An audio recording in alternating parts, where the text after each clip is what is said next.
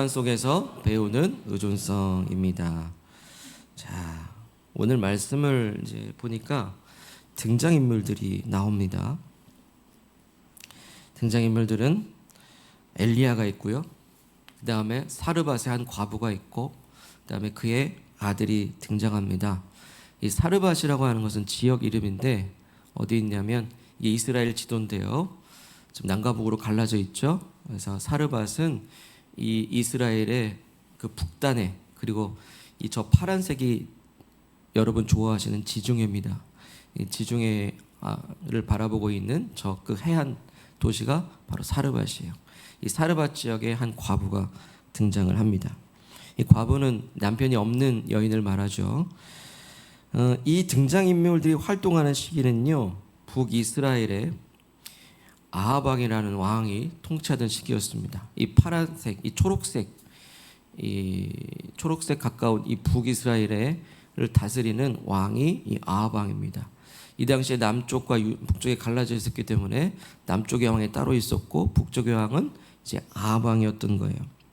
근데 이 아합 왕이 얼마나 악한 왕이었는지 이 전장의 16장 30절에서 33절 보니까요, 아합은 시돈 지역을 다스리는 왕의 딸인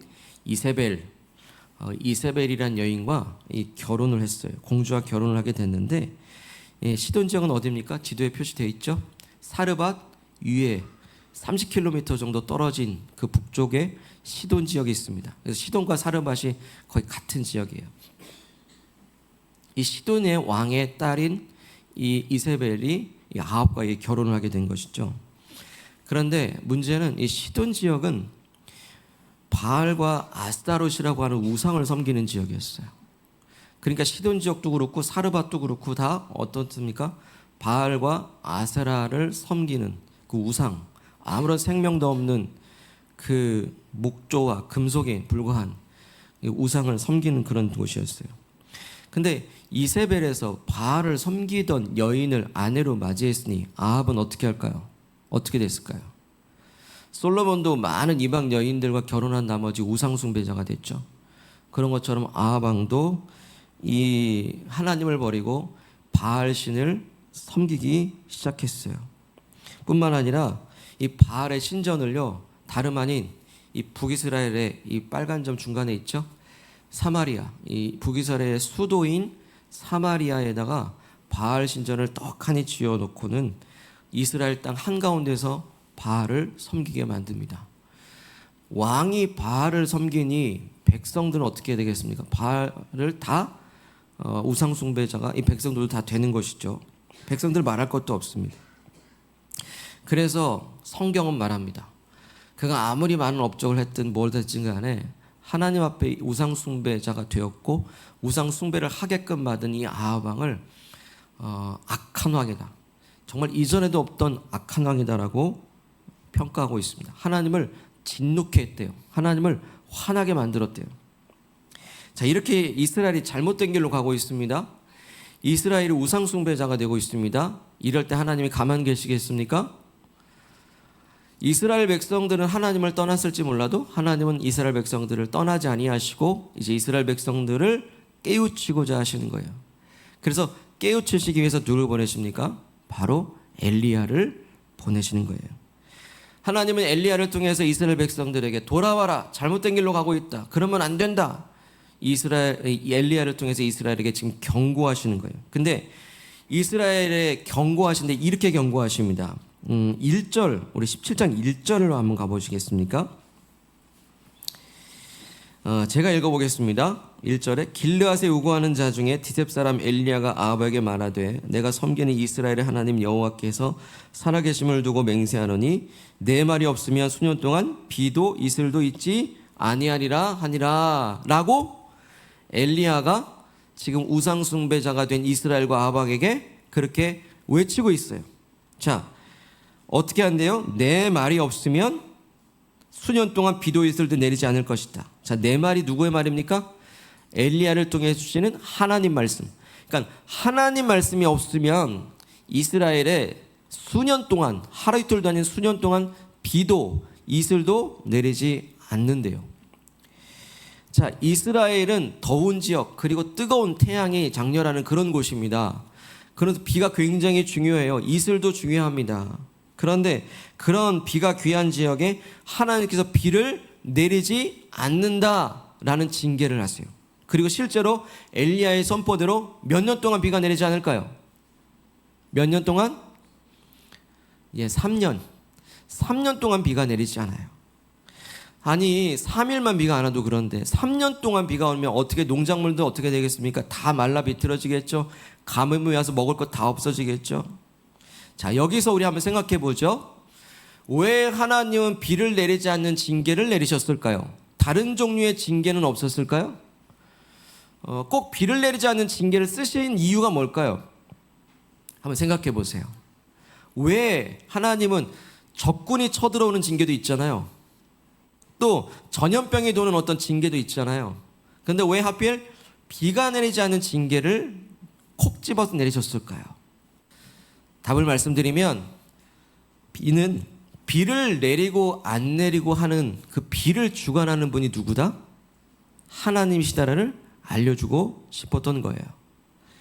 여러분, 비는 누가 내리십니까? 하나님이 내리십니다. 주관하고 계시기 때문이죠. 만물을. 자, 이게 왜 그러냐면 당시에 이 바알과 아세라 우상을 섬겼던 이 사람들의 이 믿음 안에는 뭐가 있었냐면 이 바알 신이 농작물이나 그리고 어떤 풍요로움, 생산의 그 열매들을 관장하는 신이라고 여겨졌어요. 그러려면 농작물이 풍족하려면 뭐가 와야 됩니까? 비가 풍성히 와야 되잖아요.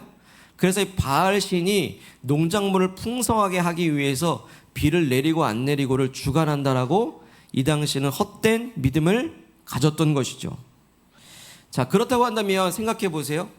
이 비가 내리지 않은 3년 동안 바알을 섬기는 우상 숭배자들은 어떻게 할까요? 바알 신에게 비를 내려주세요, 비를 내려주세요. 열심히 제사하고 제물도 바치고 더 열심히 우상을 섬겼겠죠. 근데 어떻습니까? 비가 왔으면 진짜 왔어야죠. 바알 신이 진짜로 비를 내리는 신이라고 한다면 이 3년 동안 진짜 왔어도 진짜 왔었어야 돼요. 근데 3년 동안 비가 내리지 않아요. 어떻습니까? 오히려 하나님께서 단 한마디의 말씀도 하시지 않으니까 비 한 방울 내리지 않잖아요. 이걸 통해 뭘 깨우치시죠? 비를 내리는 존재는 바알과 아세라가 아니라 바로 하나님이시다라는 것을 가르쳐주고 계신 거예요. 하나님이 비를 내려라 말씀 한마디 없으면 비가 안 온다고요. 바알이 말하는 게 아닙니다. 하나님의 말씀이 이 모든 것을 주관하신다라는 것을 이 비가 내리지 않는 이 징계를 통해서 깨우쳐주고 계신 거예요. 때문에 비가 내리지 않을 때는 누굴 의지해야 됩니까? 바알 신을 의지해야 됩니까? 하나님을 의지해야 됩니까? 하나님을 의지해야 되는 거예요. 자, 이는 또한 오늘 우리에게 동일하게 주시는 질문이에요. 한번 따라해 보겠습니다. 나는 누구를 더 의존하는가? 이게 오늘 주신 질문이에요. 우리도 똑같이 비가 오지 않는 상황에 닥칠 때가 있어요.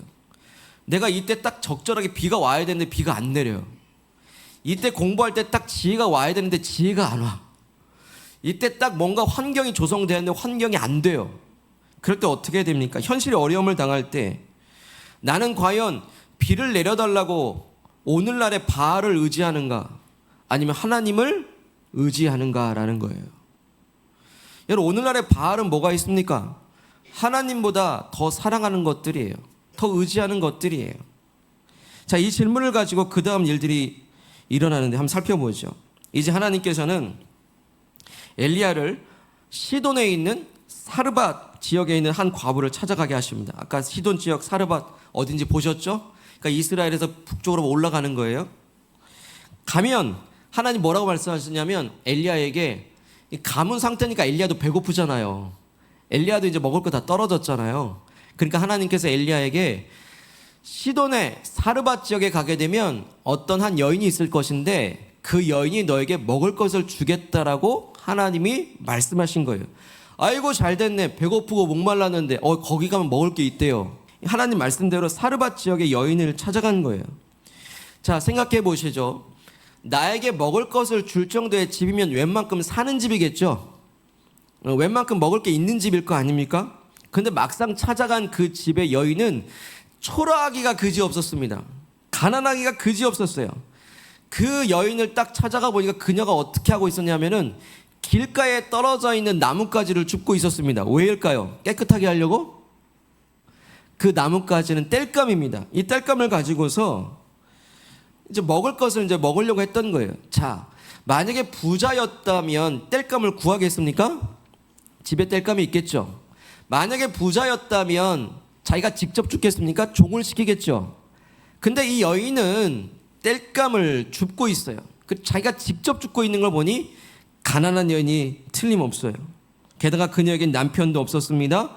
그 당시에 남편이 없다라는 것은 보호자가 없다는 뜻이고 객과 고아와 과부 이렇게 세 부류의 사람들은 그 당시에 가장 소외되고 가장 약한 사람들이었습니다.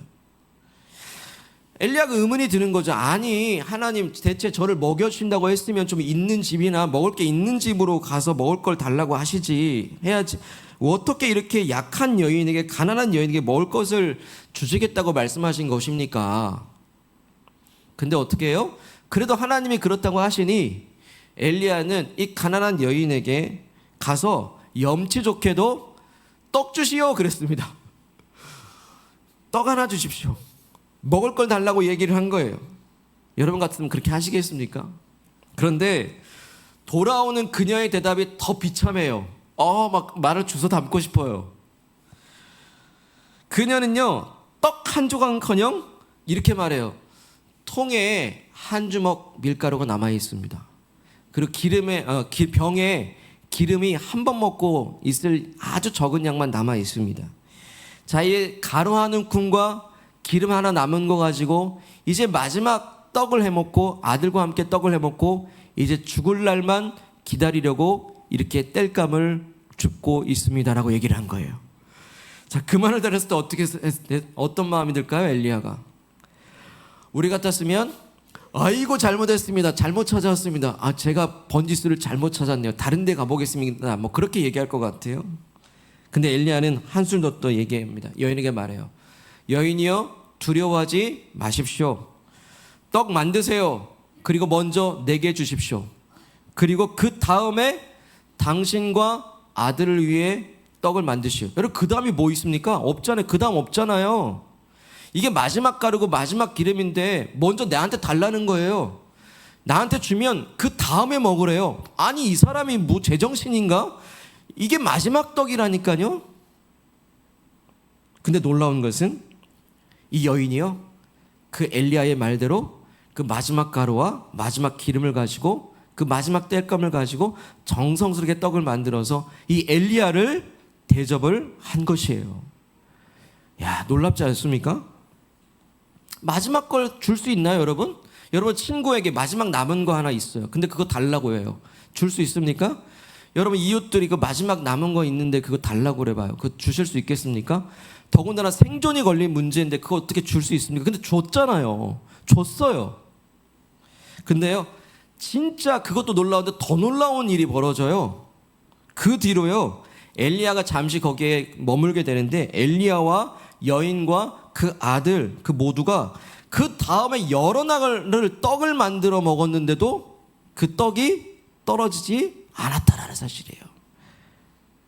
한 주먹의 밀가루밖에 없고 한 번 먹을 기름밖에, 병에 기름밖에 조금 있었을 뿐인데 그 뒤로 다음뿐만 아니라 여러 날을 먹어도 그 통의 기름과 그 떡 가루가 떨어지지 아니했다라는 거예요. 할렐루야. 너무 강요했나요? 놀랍지 않습니까? 이게 혹시 누가 몰래 갖다 줬을까요? 아니면은 숨겨둔 밀가루나 여기 있었네 그랬을까요? 아니에요. 이유는 바로 이것입니다. 우리 16절 말씀 한번 읽어볼게요. 16절 말씀 함께 읽겠습니다. 시작. 여호와께서 엘리야를 통하여 하신 말씀같이 통의 가루가 떨어지지 아니하고 병의 기름이 떨어지지 아니하니라. 아멘. 자, 그 통의 가루와 병의 기름이 없어지지 않은 이유가 무엇이래요? 여호와의 무엇대로? 말씀대로. 여호와의 말씀대로 떨어지지 않았다라는 거예요. 그러니까 누가 갖다 준 것도 아니에요. 몰래 숨겨둔 것도 아니에요. 이 병의 기름과 이 한 줌의 이 밀가루가 하나님이 말씀이 그렇게 되겠다고 하시니 그대로 되었다라는 사실이에요. 여러분, 하나님께서 통의 가루와 병의 기름이 떨어지지 않겠다고 말씀하셨으면 그대로 되는 줄 믿으시기를 바랍니다. 아멘. 그러니까 예수님이 그런 말씀하셨거든요. 사람은 떡으로만 사는 게 아니야, 하나님의 입에서 나오는 말씀으로 살아라고 예수님 말씀하셨습니다. 그러고 보니까 이 말씀이 그 말씀이네요. 당장 내 입으로 들어가야 되는 그 내 생명을 유지하는 그 양식이 바로 하나님의 말씀이 허락하셨기 때문이라는 걸 우리에게 가르쳐 주시는 것입니다. 바로 그래서 우리는 먹는 것만으로 사는 것이 아니라 하나님 말씀으로 사는 줄 믿습니다. 이걸 실감하고 있는 거예요. 자, 여기서 질문 드릴게요. 당장 한 번 먹고 죽으려 했던 이 여인과 아들에게 먹을 것을 주신 분은 누굽니까? 1번 바알, 2번 하나님. 2번 하나님이시죠? 아멘. 예, 모두가 맞췄기 때문에 선물은 없는 걸로 하겠습니다. 바로 하나님이신 거예요. 근데 이 사실을 여인은 즉시 깨달았어야 돼요. 먹을 것이 없어 당장 굶어 죽을 수밖에 없는 절망의 순간을 벗어나게 해준 존재는 바알이 아니었구나, 하나님이구나. 자, 문제드립니다. 이 여인의 종교는 뭘까요? 이제까지의 종교, 하나님 신앙일까요? 바알 신앙일까요? 바알 신앙이었습니다. 왜냐하면 이 여인이 사는 지역이 어디입니까? 사르밧이에요. 시돈이에요. 아까 시돈의 왕, 시돈 지역은 무슨 뭐 하는 지역이라고 그랬죠? 바알과 아세라를 섬기는 지역이라고 그랬잖아요. 그 30km밖에 떨어지지 않은 사르밧 지역도 역시 우상 숭배 지역의 이방 땅인 거예요. 이 사르밧 여인도 이제까지 바알신 믿고 있었을 거예요. 그런데 자기 입으로 들어 당장 굶어 죽을 뻔했는데 자기를 살리는 분이 이 엘리야를 통해 주신 하나님 말씀이라는 것을 깨달았을 때 놀라지 않았겠습니까?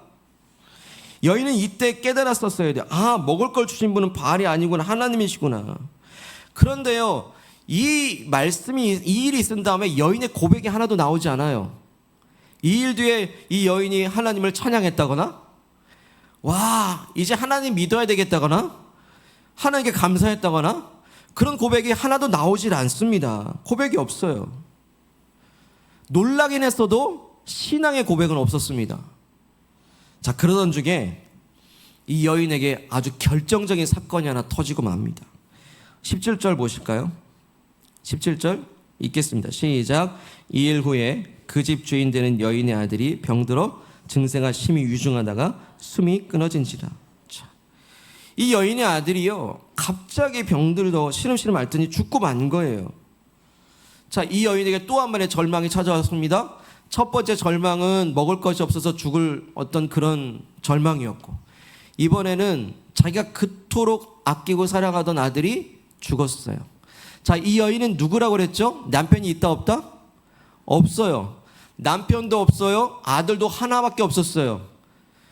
이제까지 의지하고 이제까지 나의 전부였던 아들이 죽게 된 거예요. 완전히 유일한 소망, 그 소망의 그 티끌마저도 다 사라져 버렸어요. 완전한 절망에 빠져버린 거죠. 그렇게 의지하고 의존했던 아들이 갑자기 세상을 떠났을 때 그 자식이 잃은 부모 마음을 그 누가 헤아릴 수가 있겠습니까? 그 집에 잠시 머물러 있던 엘리야가 이 여인이 대성통곡하는 소리를 듣고서 놀라가지고 이 다락에서 내려왔어요. 이 다락방에 거했거든요. 그 당시 다락방은 요즘 말하는 그 창고 개념이 아니라 제일 좋은 방이 다락방입니다. 이 당시에는 통풍도 잘 되고요, 시원한 집이 이 당시 가옥고조를 보게 되면 다락방이 손님 모시는 제일 좋은 방이었어요. 엘리야를 그렇게 제일 좋은 방에 손님 대접하고 있었던 거예요. 근데 밑에서 대성통곡하고 있으니 다락방에서 내려보니까 아들이 죽어있네요. 그래서 엘리야가요, 그 죽은 아이를 당장 품에 안고서 자신이 거하는 다락방으로 올라가서 자신이 눕는 침상에 아이를 눕혔습니다. 그리고는 하나님을 향해 부르짖습니다. 20절, 여호와께 부르짖어 이르되 내 하나님 여호와여, 주께서 또 내가 우거하는 집, 머무르는 집이죠, 과부에게 재앙을 내리사 그 아들이 죽게 하신다니까 하면서 막 부르짖고 막 기도를 합니다. 그 기도 후에는 엘리야가 이 아이의 몸 위로 올라갑니다. 그래가지고 한 번, 또 내려왔다 또 한 번, 내려왔다 또 한 번, 3번이나 이 아이 위에 이렇게 딱 이렇게 엎드려서 자신의 체온을 주려고 그래요.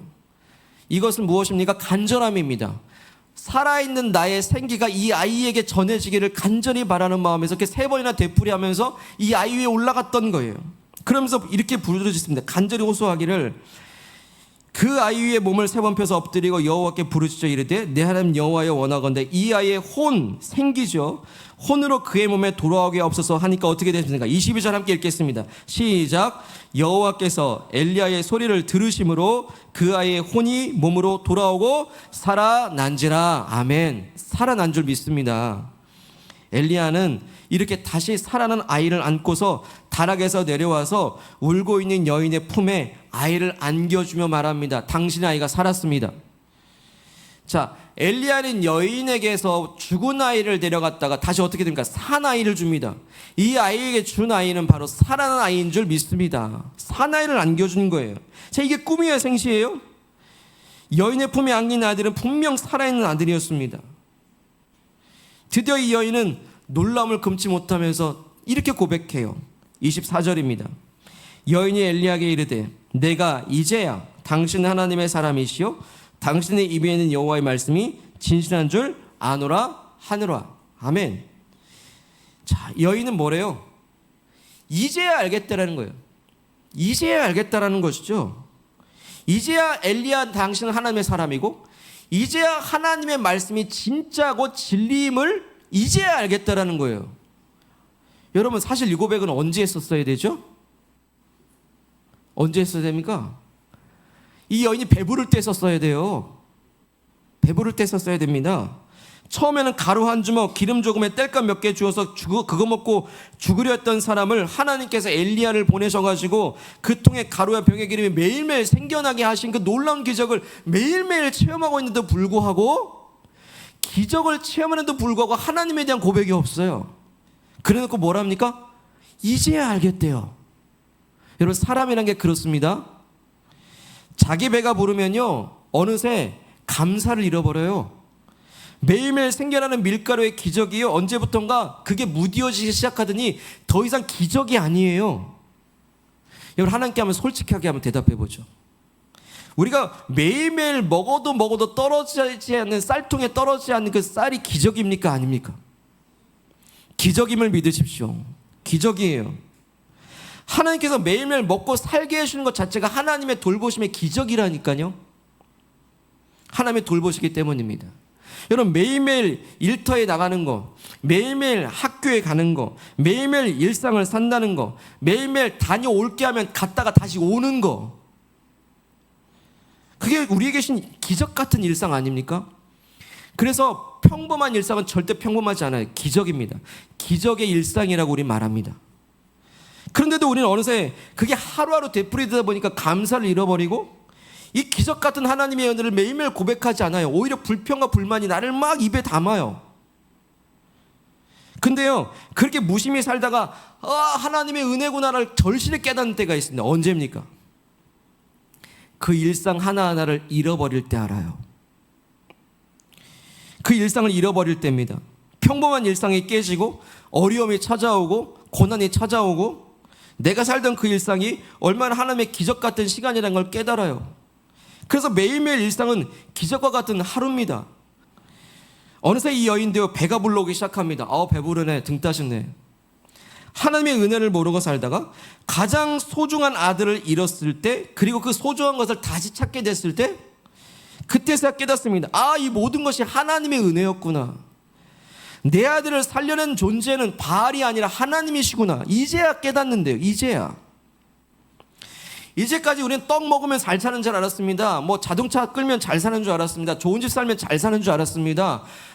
좋은 학교 다니면 잘 되는 줄 알았습니다. 근데 그게 잘 사는 게 아니라 진짜 잘 사는 것은 참 생명이신, 내 아들도 살려내시는 생명의 주관자신 하나님을 전적으로 의존하고 사는 것이 진짜 잘 사는 것임을 꼭 기억하고 믿으시길 바랍니다. 여러분, 사랑하는 자녀들, 우리 학생 여러분, 저 집 저 친구 잘 사는데, 여러분, 잘 사는 기준이 뭡니까? 어느새 우리는 잘 산다는 그 잘이라는 기준을 있고 없고로 따지기 시작했어요. 하지만 잘 산다면 이 잘은 있고 없고가 아니에요. 하나님을 의존하는가 우상을 의존하는가, 바로 거기서 판가름 나는 겁니다. 여러분 잘 사시길 바랍니다. 오직 하나님만을 전적으로 의존하시기를 축복합니다. 그게 복이에요. 이제야 이 여인은 그게 하나님 말씀이 참이고 진리임을 깨닫습니다. 오늘 우리에게 동일하게 질문하십니다. 나는 정말 하나님만 의존하고 사는가? 하나님을 의존하고 사는가? 나는 진짜 하나님을 의존하며 사는가? 그렇다면 내게 닥친 고난의 때에, 어려움의 때에 주님을 더 의존하는 법을 배우시길 바랍니다. 갑자기 비가 오지 않아요. 갑자기 오던 비가 오지 않는 그런 가뭄의 고난이 혹시 찾아오지 않으셨습니까? 그때 깨닫습니다. 지금까지 내가 누려왔던 이 비, 이 은혜의 비라고 하는 건 바알이 주는 게 아니었구나, 내 힘으로 하는 게 아니었구나, 하나님이 그 비를 내려주셨구나 깨닫는 기회입니다. 먹을 것이 없어서 혹시 굶주리십니까? 아니, 굶진 않아도 어떤 질병 때문에 먹을 거 하나 내 입에 들어가지 않을 때 있죠. 죽 한 모금도 들어가지 않을 그런 아플 때 한번 여러분 생각해 보십시오. 이때 깨닫는 겁니다. 내가 먹고 마시는 것조차도 내 힘으로 먹는 게 아니었구나. 이게 들어올 힘이 없는 거예요. 하나님이 내게 전적인 은혜가 나로 먹게 하셨구나 깨닫는 겁니다. 그 여인이 가장 소중한 아들 잃었듯이 나도 그 소중한 뭘 잃어버렸어요. 내가 의존해야 될 대상이 내가 잃어버린 그 누구가 아니라요, 바로 하나님 한 분뿐이시라는 것을, 그 소중한 걸 잃었을 때 우리는 깨닫는 겁니다. 그 지혜입니다. 혹시 여러분 무엇을, 그리고 누구를 잃어버리셨습니까? 그 상실감이 상처죠. 잃어버린 상실감 때문에 어떤 고통과 고난의 시간을 지나고 계십니까? 여러분 돈을 잃어버리셨습니까? 여러분 돈 잃어버리셨습니까? 하지만 돈을 잃어버린 것을 통해서 하나님을 찾으시기를 축복합니다. 이제는 내 의존의 대상이 돈이 아니구나, 하나님만 전적으로 의존하는 것으로 이제 변화되십시오. 혹시 건강을 잃어버리셨습니까? 하지만 이 건강을 잃어버린 고난 속에서 하나님을 얻으시기를 소망합니다. 그간 내가 얼마나 하나님보다 내 힘, 내 건강 의지하고 살았는가를 돌아보면서 나를 살리시고 회복하시는 분은 이 아들을 살려내서 생명의 주관자신 하나님이시를 전적으로 의존하는 기회로 삼으시기를 축복합니다. 혹시 어떤 사람을 잃으셨습니까? 극심한 고독과 외로움의 고난 속에 있습니까? 친구를 잃으셨습니까? 하지만 사람을 잃어버린 그 외로움 속에서 하나님을 만나고 얻으시는 기회가 되시기를 소망합니다.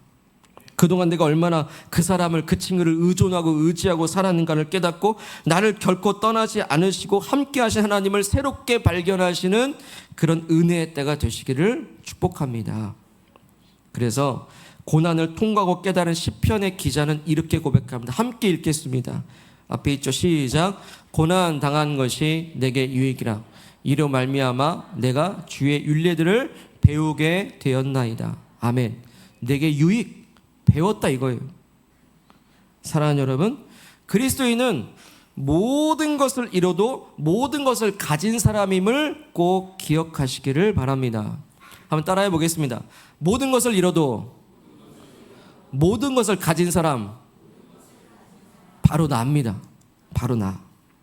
바로 내 모든 것 되신 하나님이 나와 함께 하시기 때문입니다.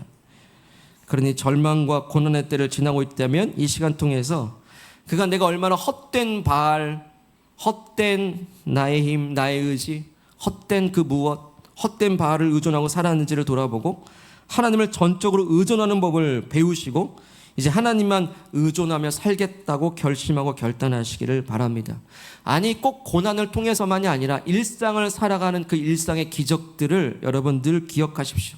생활, 가정, 학교, 일터, 매일매일 통의 가루와 병의 기름이 마르지 않도록 인도하시고 채우시는 하나님의 그 일상의 기적을 다시 새롭게 기억하시고 되새기셔서 모든 불평과 걱정과 염려, 두려움을 내려놓고 이제 하나님께 감사함으로 전적으로 주님을 의존하시기를 축복합니다.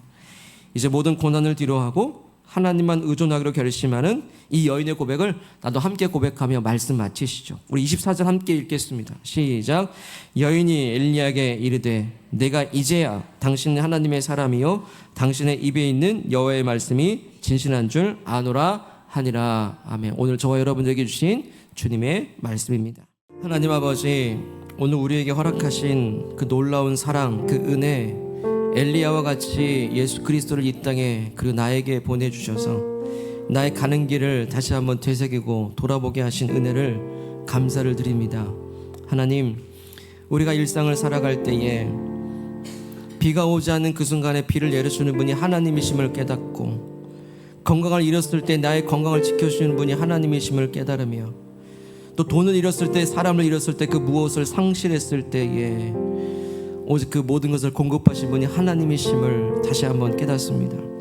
주님, 우리를 불쌍히 여겨 주셔서 우리가 배부르고 우리가 따뜻하게 지낸다는 이때에 그 일상의 평범함 속에서 이 모든 것이 하나님의 은혜와 기적임을 다시 한번 새롭게 깨닫고, 모든 불평과 불만과 우리의 모든 원망들을 뒤로하며 오직 하나님 아버지의 놀라운 사랑을 찬양하며 감사하는 믿음의 고백이 다 있기를 간절히 원합니다.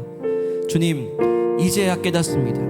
이제 하나님의 살아계심과 이제 하나님 말씀이 진리이시며 이제야 내게 주신 그 구원, 살려주신 은혜가 얼마나 복된 것인지 이제야 깨달으며 고백하는 모든 믿음의 고백들마다 주님, 믿음대로 되게 하옵시고 주님, 잘 사는 복이 되게 하여 주셔서 하나님을 전적으로 의존하는 진짜 믿음의 사람들, 잘 사는 우리 자녀들, 우리 모든 믿음의 사람들 다 되게 해 주옵소서.